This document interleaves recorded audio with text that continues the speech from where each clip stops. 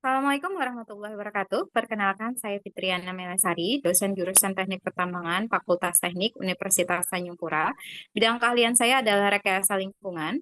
Pada hari ini saya akan menjelaskan PDD UKTPT bidang pengajaran. Adapun mata kuliah yang saya tempuh adalah lingkungan tambang.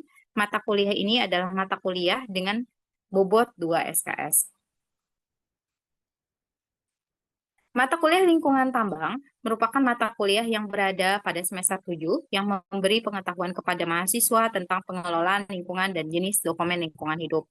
Materi pembelajaran yang disampaikan pada mata kuliah ini adalah pengantar lingkungan tambang, pencemaran air tanah, air bersih, limbah padat, limbah bahan berbahaya beracun, fitoremediasi, pencemaran udara, kebisingan, erosi, reklamasi, analisis mengenai dampak lingkungan AMDAL. Capaian pembelajaran lulusan prodi yang dibebankan pada mata kuliah ini adalah mampu bekerja sama dan memiliki kepekaan sosial serta kepedulian terhadap masyarakat dan lingkungan, mampu menunjukkan kinerja mandiri, bermutu, dan terukur, mampu mengambil keputusan secara ideal dalam konteks penyelesaian masalah di bidang keahliannya berdasarkan hasil analisis informasi dan data, mampu merumuskan alternatif solusi untuk masalah rekayasa kompleks di bidang pertambangan dengan memperlihatkan faktor-faktor ekonomi, kesehatan, keselamatan publik, kultural, sosial, dan kelestarian lingkungan, menguasai konsep, prinsip, dan teknik pemulihan lingkungan pasca penambangan. Capaian pembelajaran mata kuliah lingkungan tambang adalah mampu menjelaskan peranan antara rekayasa lingkungan dengan kerusakan lingkungan, mampu menganalisis pengolahan dan pengelolaan lingkungan, mampu menjelaskan dokumen lingkungan hidup. Metode pembelajaran yang diterapkan pada mata kuliah ini adalah small group discussion dan collaborative learning. Bobot penilaiannya terbagi menjadi 4, yaitu kehadiran 10%, tugas 30%, UTS 30%, dan UAS 30%. Kriteria dan bentuk penilaiannya adalah diskusi dan tanya jawab, tugas mandiri atau individu, tugas kelompok, presentasi, ujian semester, baik UTS maupun UAS. Baik, saya akan mencoba menerapkan metode pembelajaran ini pada mata kuliah lingkungan tambang, khususnya untuk materi yang disampaikan pada minggu ke-11 yaitu tentang kebisingan. Sebelumnya saya akan membagikan link saya screen-nya terlebih dahulu.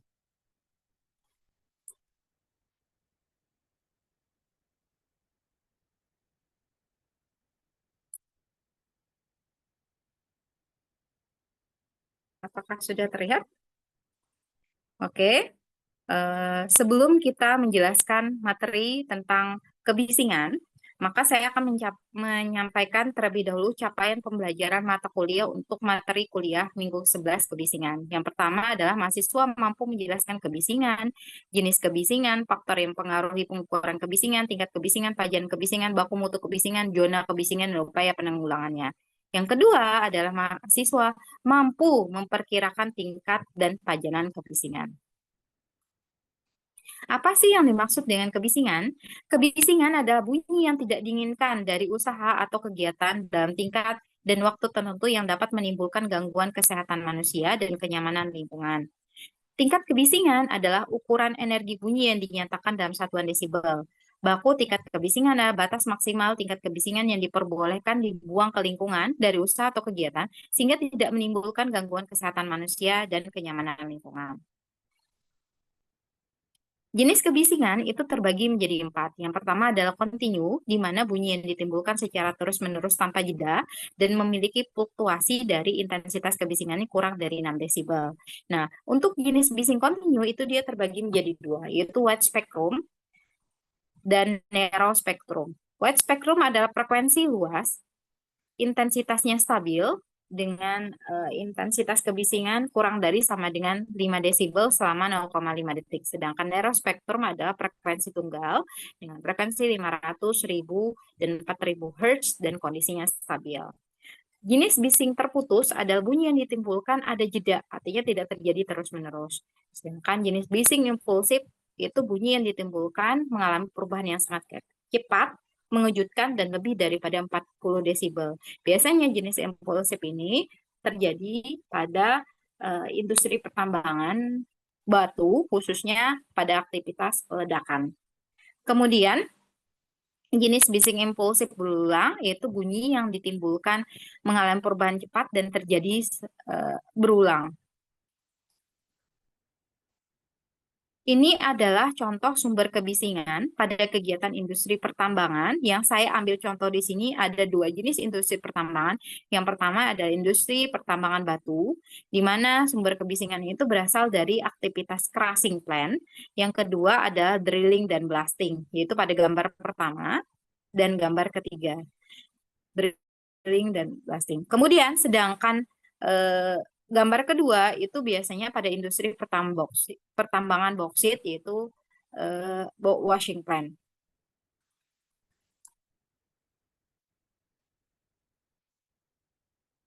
Kemudian baku mutu kebisingan menurut Kepmen LH nomor 48 tahun 1996. Kepmen LH nomor 48 tahun 1996 tentang baku mutu kebisingan menetapkan standar maksimal tingkat kebisingan yang diperbolehkan untuk berbagai peruntukan kawasan dan lingkungan kegiatan. Regulasi ini menjadi acuan wajib bagi semua industri termasuk pertambangan dalam melakukan pengendalian dampak kebisingan terhadap lingkungan. Klasifikasi berdasarkan peruntukan kawasan itu terbagi menjadi 8. Yang pertama adalah perumahan, kedua perdagangan, tiga perkantoran, empat ruang terbuka hijau, yang kelima industri, yang keenam pemerintahan, yang ketujuh rekreasi, dan yang terakhir adalah khusus. Khusus contohnya seperti bandara udara, stasiun kereta api, pelabuhan laut, dan cagar budaya. Sedangkan untuk lingkungan kegiatan itu terbagi menjadi tiga, yaitu rumah sakit, sekolah, tempat ibadah atau sejenisnya. Nah, yang perlu kita soroti di sini adalah peruntukan kawasan maupun lingkungan kegiatan, khususnya untuk peruntukan kawasan perumahan, eh, nilai desibel yang distandarkan itu sangat ketat, paling ketat di antara semua peruntukan kawasan. Kenapa?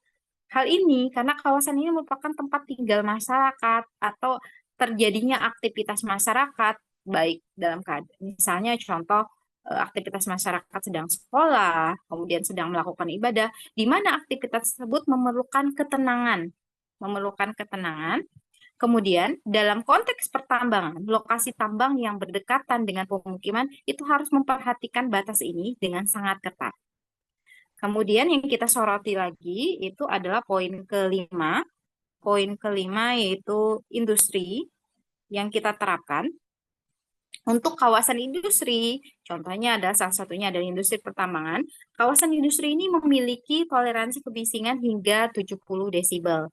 Ini adalah batas yang sangat relevan bagi kegiatan pertambangan yang beroperasi di kawasan industri. Namun perlu diingat bahwa ini adalah batas untuk lingkungan sekitar, bukan untuk area kerja langsung.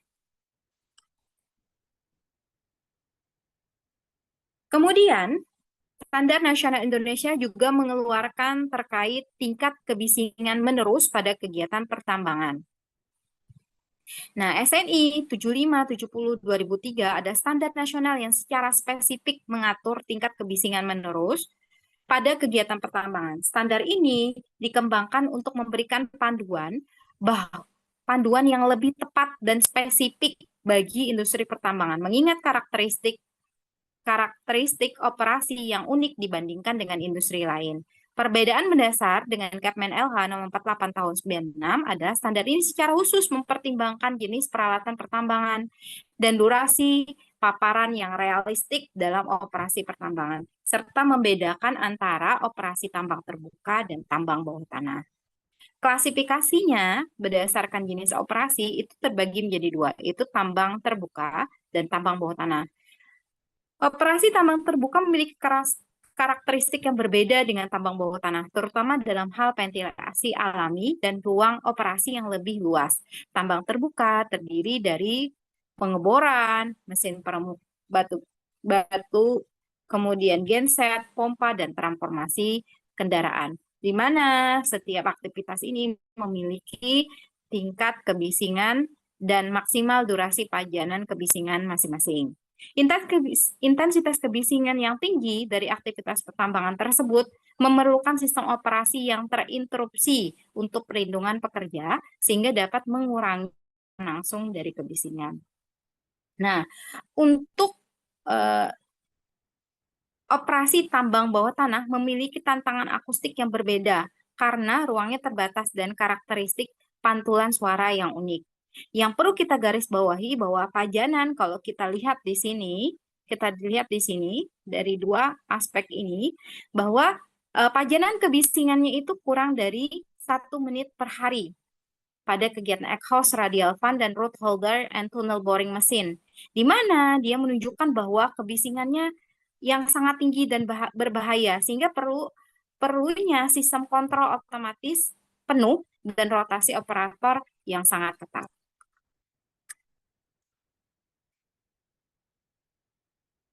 Nah, berdasarkan peraturan tersebut dan standar tersebut, maka implikasi industri pertambangan adalah pertama perencanaan lokasi. Dalam merencanakan lokasi tambang, perusahaan harus mempertimbangkan jarak dan kawasan sensitif dan menghitung prediksi sebaran kebisingan. Yang kedua adalah pemilihan teknologi. Pemilihan peralatan dan teknologi pertambangan harus mempertimbangkan tingkat kebisingan yang dihasilkan dan kemampuan mitigasinya. Jadwal operasi, pengaturan jadwal operasi, terutama untuk kegiatan yang menghasilkan kebisingan tinggi seperti blasting harus mempertimbangkan waktu yang tidak mengganggu aktivitas masyarakat. Implementasi sistem monitoring kebisingan yang berkelanjutan di batas-batas area tambang, terutama yang berbatasan dengan kawasan sensitif. Yang terakhir adalah rencana mitigasi. Pengembangan rencana mitigasi yang komprehensif termasuk penggunaan barrier akustik dan modifikasi peralatan dan pengaturan operasional. Seperti sudah dijelaskan di awal bahwa setiap intensitas kebisingan dia memiliki batas pajanan kebisingan. Apa sih yang dimaksud dengan pajanan kebisingan? Pajanan kebisingan itu adalah tingkat keseringan atau frekuensi interaksi antara sumber resiko yang ada pada wilayah kerja dengan manusia.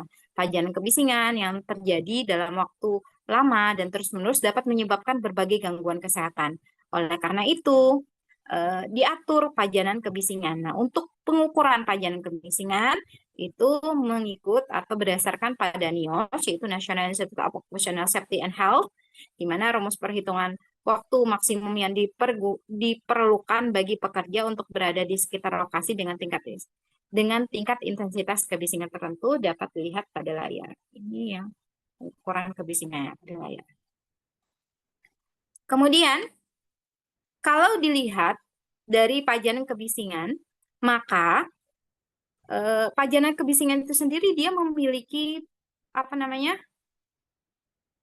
diatur juga oleh peraturan seperti Permenkes RI nomor 70 tahun 2016.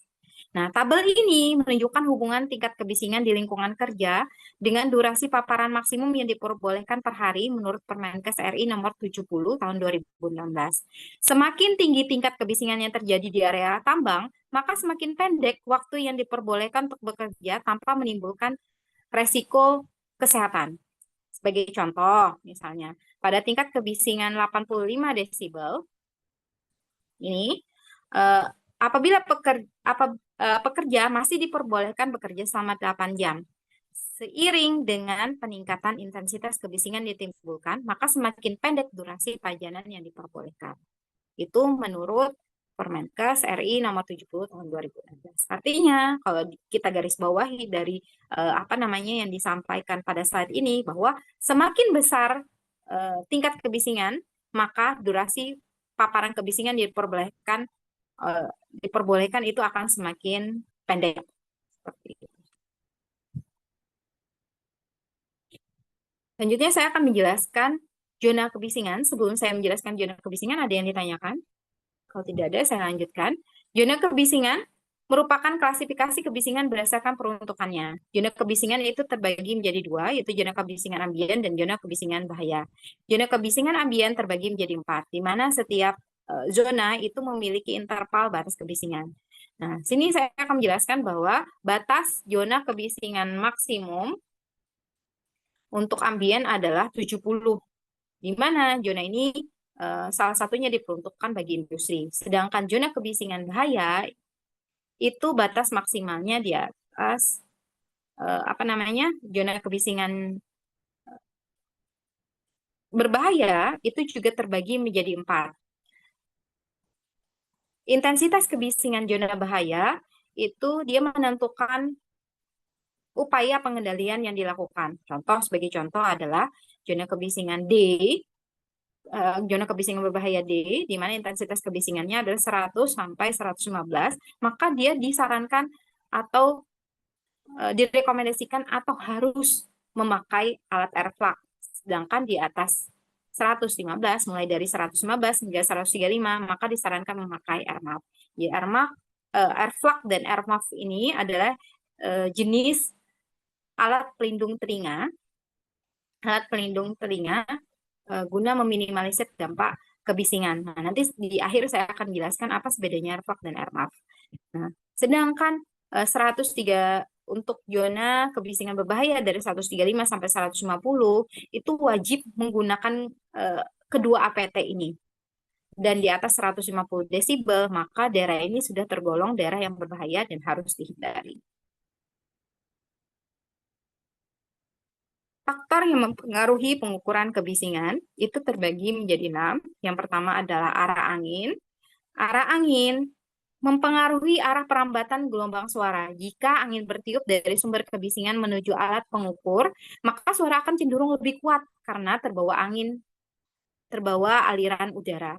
Sebaliknya, jika angin bergerak menjauh dari alat ukur, maka gelombang suara akan terdorong menjauh dan menghasilkan pembacaan yang lebih rendah dari seharusnya. Hal ini terutama penting dalam pengukuran di lapangan terbuka, seperti tambang terbuka.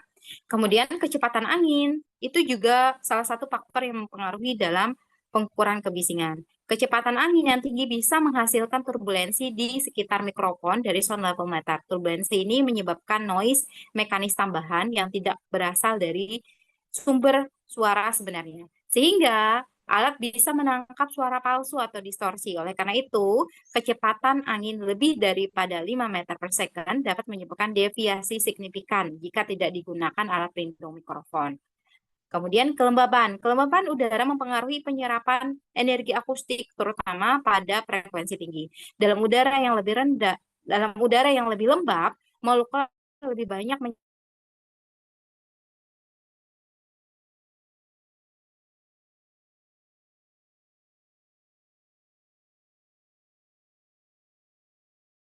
kering.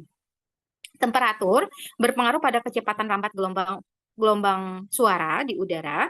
Pada suhu yang lebih tinggi, kecepatan rampat suara meningkat yang bisa mengubah pola propagasi suara. Selain itu, perbedaan suhu vertikal di atmosfer, misalnya antara permukaan tanah dengan udara atas, dapat menyebabkan pembiasan gelombang suara yang membuat suara bisa terdengar lebih keras atau justru meredam tergantung pada kondisi gradien suhu.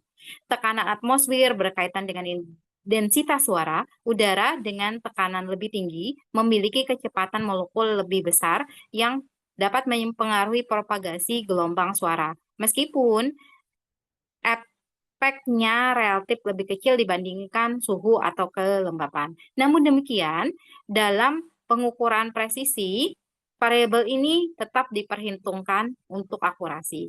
Getaran, baik dari mesin, misalnya alat berat, atau aktivitas lainnya yang menyebabkan gangguan mekanis pada alat mengukur kebisingan, jika alat ditempatkan langsung di tempat yang permukaannya ikut bergetar, maka getaran ini bisa memunculkan noise struktural atau menyebabkan komponen internal mikrofon terganggu, menghasilkan data yang tidak akurat. Oleh karena itu, alat pengukur kebisingan sebaiknya ditempatkan pada tripod yang stabil dan terisolasi dari getaran. Makanya ketika melakukan pengukuran kebisingan atau pemetaan sebaran kebisingan, semua aspek ini harus diperhatikan. Dan juga pada poin 6 bahwa disebutkan getaran. Ketika melakukan pemetaan sebaran kebisingan, maka semua aspek itu dipetakan, mulai dari sumber kebisingan, area sekitar kebisingan, dan sumber kebisingan lain juga harus dipetakan atau diukur kebisingannya. Sehingga dengan memahami pengaruh masing-masing faktor ini, kita bisa meningkatkan akurasi pengukuran kebisingan di lapangan dan memastikan bahwa data yang diperoleh itu benar-benar mencerminkan kondisi aktual. Penting untuk perencanaan pengendalian kebisingan dan perlindungan pekerja tambang dari resiko pajanan jangka panjang. Ini adalah pengukuran tingkat kebisingan. Pengukuran tingkat kebisingan ini terbagi menjadi 4. Ketika kebisingan itu dilakukan selama 24 jam, maka maka yang dipilih adalah teknik pengukuran yang pertama. Tetapi ketika lebih dominannya ada siang hari, maka diambil yang metode kedua. Sedangkan yang ketika aktivitasnya dilakukan lebih banyak pada malam hari atau sumber kebisingannya terjadi pada malam hari, maka diambil yang ketiga.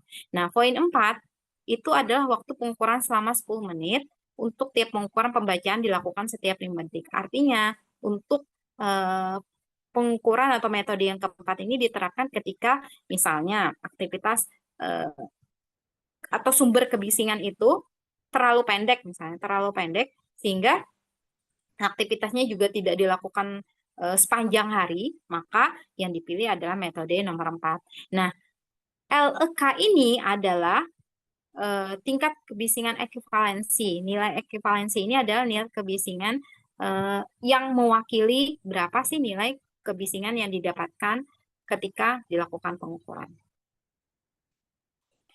Ini adalah contoh studi kasus. Jadi saya ambil 3 contoh studi kasus. Yang pertama di sekitar area Karasing Plant, yang kedua itu adalah washing plant, yang terakhir itu adalah peledakan aktivitas drilling dan blasting. Nah, untuk contoh kasus pertama itu saya dan tim peneliti melakukan pemetaan sebaran kebisingan dibantu dengan mahasiswa, yaitu Gemilang, di mana pemetaan sebaran kebisingan di area casing plant itu kalau dilihat dari warna-warninya, warna-warni ini adalah menunjukkan apa namanya intensitas kebisingan yang ditimbulkan.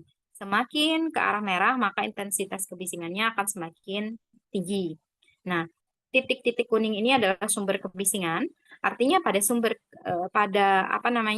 titik kuning itu atau sumber kebisingan, tingkat kebisingan di daerah sumber seperti the first yaw crusher, the second yaw crusher, the cone crusher menunjukkan pola intensitas sekitar 95 sampai 103.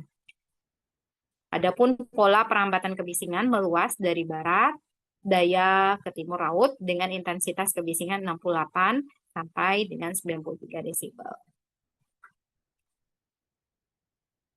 Ini ada contoh kasus kedua, yaitu peta sebaran kebisingan di sekitar area washing plant, di mana dari aktivitas ini sebaran kebisingannya terbagi menjadi 3, yaitu adalah sumber kebisingan, makanya saya bilang tadi ada sumber kebisingannya, kemudian di mana intensitasnya 91 sampai 100 desibel, kemudian kan salah satu faktornya adalah arah angin tadi, di awal tadi adalah yang mempengaruhi pengukuran kebisingan adalah arah angin. Maka di sini juga dipetakan bagaimana pengukuran kebisingan itu akan mempengaruhi terhadap arah angin maupun yang berlawanan dengan arah angin.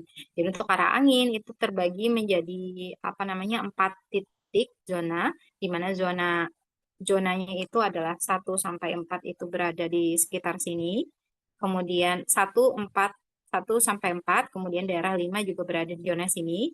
Kemudian 6, 7, 8, 9 itu berada di zona sini. Nah, untuk ketika sumber kebisingan itu, ketika kebisingan itu berada di dekat dari sumber kebisingan, maka nilai intensitas yang didapatkan itu akan semakin besar. Contohnya, sebagai contoh itu adalah titik 1 sampai 4 itu 73 sampai 85 desibel. Nah, kemudian titik 5 itu jauh dari sumber kebisingan, titik 9 itu jauh dari sumber kebisingan, maka nilai intensitas kebisingannya akan turun, yaitu 68 sampai 69. Berbeda hanya dengan kondisi berawan arah angin, titik 10 sampai 14, di mana pada titik ini intensitas kebisingan itu didapatkan sekitar 79 sampai 94 desibel. Ini adalah pemetaan sebaran kebisingan pada kegiatan drilling dan blasting. Kegiatan ini dipetakan pada industri tambang batu. Berdasarkan drilling atau pengeboran, maka didapatkan bahwa intensitas kebisingan maksimum itu 94,5 pada titik bor 68. Yang ini adalah, maaf, ini adalah titik bor pemetaan sebaran kebisingan pada kegiatan pengeboran. Yang di samping ini adalah pemetaan sebaran kebisingan untuk aktivitas peledakan. Peledakan granit itu menghasilkan tingkat kebisingan tertinggi mencapai 84,6 desibel di area bunker. Di area bunker itu ada daerah sekitar sini. Area bunker itu jaraknya itu kurang dari 200 meter dari sumber ledakan. Semakin jauh dari sumber ledakan, maka akan semakin kecil intensitas kebisingan yang didapatkan. Nah, ini adalah dampak kebisingan. Dampak kebisingan kalau dilihat dari 3 aspek ini, yang pertama itu diambil dari aktivitas washing plant, yang di bawah itu adalah crushing plant, kemudian yang di samping sini adalah kegiatan drilling dan blasting. Kalau dilihat dari ketiga gambar ini, maka dapat disimpulkan bahwa dampak kebisingan utamanya itu terbagi menjadi 3, yaitu gangguan komunikasi, gangguan psikologis, dan gangguan pendengaran.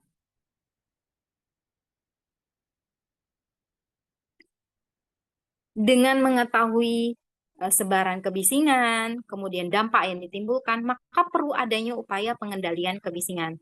Upaya pengendalian kebisingan itu berdasarkan dampak yang ditimbulkan, kami membaginya menjadi 4, yaitu rekayasa teknik, di mana melakukan maintenance mesin, kemudian pengendalian administratif, yaitu pemeriksaan kesehatan pekerja, pelatihan K3, safety talk, dan safety sign. Terakhir adalah penggunaan APD.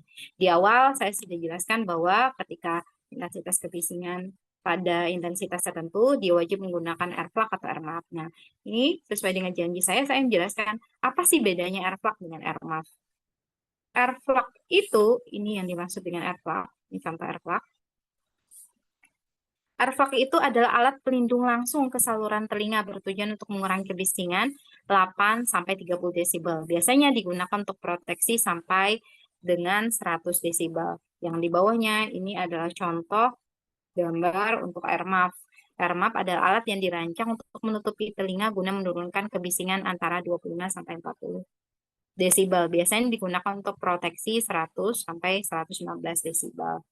Kemudian barrier upaya lain untuk meminimalisir dampak kebisingan ada dengan menggunakan barrier seperti tanaman, kemudian bangunan. Ini adalah contoh tanaman yang dapat dimanfaatkan sebagai barrier barrier kebisingan untuk meminimalisir dampak dari kebisingan itu sendiri. Oke, sampai sini sebelum saya menutup dan memberikan tugas, ada yang tanyakan? Nah, di sini kalian bisa melihat bahwa ada 3 tugas kelompok, di mana ini ada tugas kelompok dan presentasi dari 3 materi yang 3 jurnal ini. Kalian wajib membagi 3 kelompok, di mana tujuan capaian pembelajaran kita tadi adalah mahasiswa mampu menghitung tingkat kebisingan dan kajian kebisingan. Nah, di sini adalah ada 3 jurnal. Itu dia sudah menghitung nilai LEK-nya, intensitas kebisingannya. Nanti saya akan memberikan contoh-contoh data untuk bisa dihitung bagaimana LEK-nya. Nanti kalian praktek langsung dengan kelompok kalian menghitung berapa pajanan yang ditimbulkan, kemudian berapa intensitas kebisingan yang dapat ditimbulkan, mengacu kepada jurnal yang saya berikan. Jadi kalian baca, kemudian kalian hitung kembali berdasarkan data yang saya berikan, nanti untuk bisa dihitung berapa nilai LEK-nya. Oke, sampai sini ada yang tanyakan? Kalau tidak ada yang tanyakan, saya akhiri presentasi hari ini. Assalamualaikum warahmatullahi wabarakatuh.